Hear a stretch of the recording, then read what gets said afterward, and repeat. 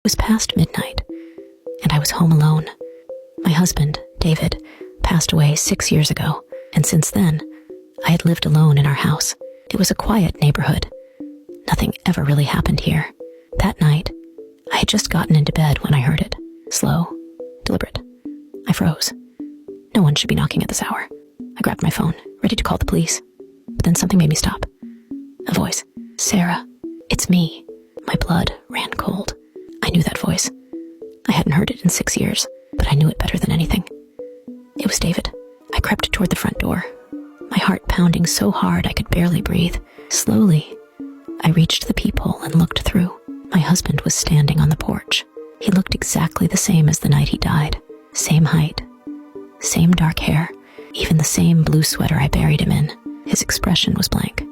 I stepped away from the door, my hands shaking. I tried to convince myself I was dreaming.